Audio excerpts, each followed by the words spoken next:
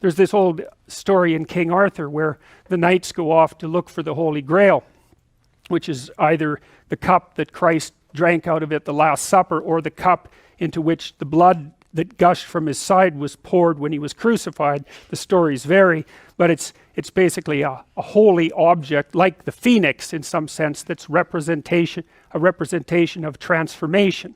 So it's an ideal, and so King Arthur's knights, who sit at a round table because they're all roughly equal, go off to find the most valuable thing, and where do you look for the most valuable thing when you don't know where it is? Well, each of the knights looks at the forest surrounding the castle and enters the forest at the point that looks darkest to him.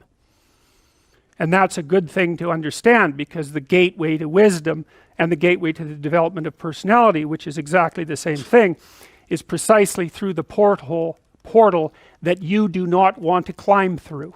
And the reason for that's actually quite technical. This is a Jungian presupposition too, is that, well, there's a bunch of things about you that are underdeveloped, and a lot of those things are because there's things you've avoided looking at because you don't want to look at them, and there's parts of you you've avoided developing because it's hard for you to develop those parts. And so it's by virtual necessity that what you need is where you don't want to look, because that's where you've kept it.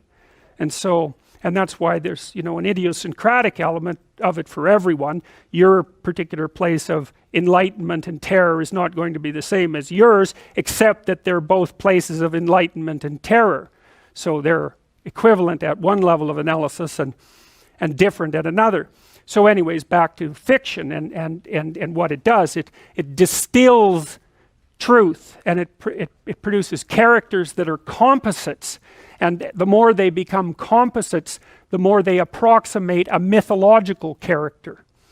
And so they become more and more universally true and more approximating religious deities. But the problem with that is they become more and more distant from individual experience. And so with literature, there's this very tight line where you need to make the character more than merely human, but not so much of a god that, you know, one of the things that happened to Superman in the 1980s, Superman started out, he's got a heavenly set of parents, by the way, and an earthly set of parents, and he's an orphan like Harry Potter.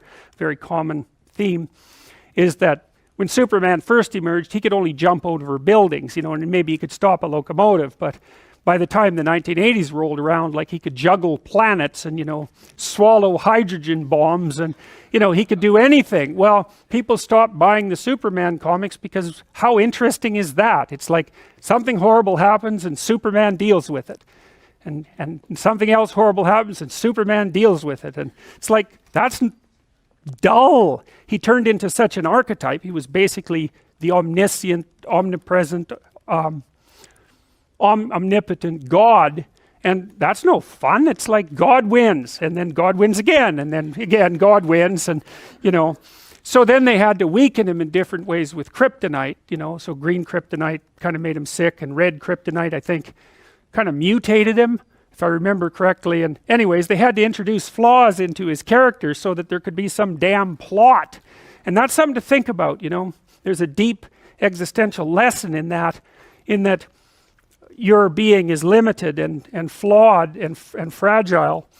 You're like the genie, which is genius in the little tiny lamp, you know, this immense potential, but constrained in this tiny little living space, as Robin Williams said when he played the genie in Aladdin. But the fact that you have limitations means that the plot of your life is the overcoming of those limitations, and that if you didn't have limitations, well, there wouldn't be a plot, and maybe there would be no life. And so that's part of the reason why perhaps you have to accept the fact that you're flawed and insufficient, and live with it and consider it a precondition for being. It's at least a reasonable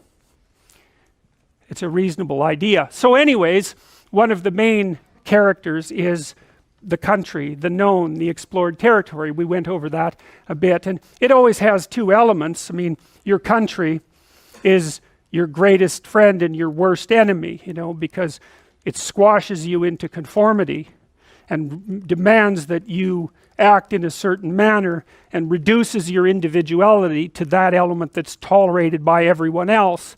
and it constrains your potential in a single direction, and so it's really tyrannical, but at the same time it provides you with a place to be and all of the benefits that have accrued as a result of the actions of your ancestors and all the other people that you're associated with. So there's the good tyrant or the bad tyrant and the good king, and those are archetypal figures, and that's because they're always true, and they're always true simultaneously, you know, which is partly why I object to the notion of the patriarchy, because it's a it's the what do you call that? It's the apprehension of a mythological trope, which is that of the evil tyrant, without any appreciation for the fact that the archetype actually has two parts, and the other part is the wise king. And you know, you can tell an evil tyrant story about culture, no problem, but it's one-sided, and that's very dangerous,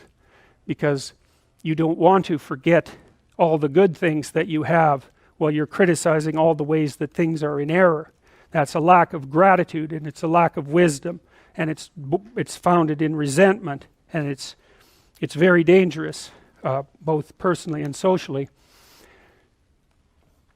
I told you that Captain Hook is a tyrant because he's got this crocodile chasing him, and the crocodile has a clock in its stomach, and that's death. It's like, obviously, right? Tick, tick, tick, tick. And it's a crocodile, and it's under the water, and it's already got a taste of him, so he's being chased around by death, and that makes him terrified and resentful and cruel and bitter, and so he's a tyrant. And he wants to wreak havoc everywhere. And then Peter Pan, of course, looks at Captain Hook and thinks, why the hell should I grow up and to be a tyrant and sacrifice all the potential of childhood? And the answer to that is, the potential sacrifices itself if you don't utilize it as you mature, and you just end up a 40-year-old lost boy, which is a horrifying thing to behold. It's almost as if you're the corpse of a child, the living corpse of a child, because who the hell wants a 6-year-old, 40-year-old? You're a little on the stale side by that point, and not the world's happiest individual. So, you know, your potential is going to disappear because you age anyways, and so you might as well shape that potential in a particular direction and at least become something, no matter how limited, rather than nothing. So, you know, Peter Pan, that's a great story. It's a great mythological story. So, well, so let's talk about tyrants. Well, not only are they mythological figures, but they exist, and they tend to be deified. I mean, Stalin was for all intents and purposes, God the Father in Soviet Russia, although he was pretty much only the worst elements of Old Testament God, who was, you know, constantly smiting people and wiping out populations and doing all sorts of things that seemed to be quite nasty. But nonetheless, you know, people worshipped him in many ways, and he's a representation of just exactly what goes wrong when things really go wrong, when people stop paying attention and when they all lie. Because one of the things that characterized the communist state was that no one ever got to say anything they actually believed, ever.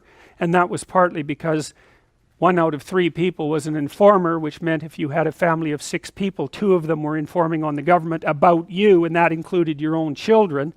And if you were an informer, you were often amply rewarded by the state, so that if you lived in an overcrowded apartment building with 3 families in the same flat, and you informed on, you know, the woman down the hall that you didn't like, she got shipped off to the old concentration camp, and you got her apartment. And so that was a lovely society, and it only killed about 30 million people between 1919 and 1959. So that's what happens when the archetypal structure gets tilted badly, when people forget that they have a responsibility to fulfill as citizens, as awake citizens who are capable of stating the truth, and the archetype shifts, so there's nothing left of the great father except the tyrant. And let's not have that happen. I mean, the one on the right is really interesting, because consciously or unconsciously, you know, there's Stalin surrounded by what is, for all intents and purposes, fire.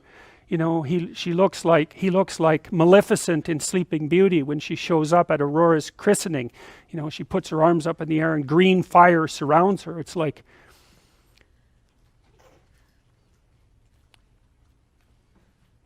It's like he's surrounded by fire, and there's Lenin above him, who's like king of the fiery realm, and that's for sure. So I mean, all the terrors that happened in the Soviet Union didn't start under Stalin, they started under Lenin, and Stalin was definitely Lenin's legitimate son, let's put it that way.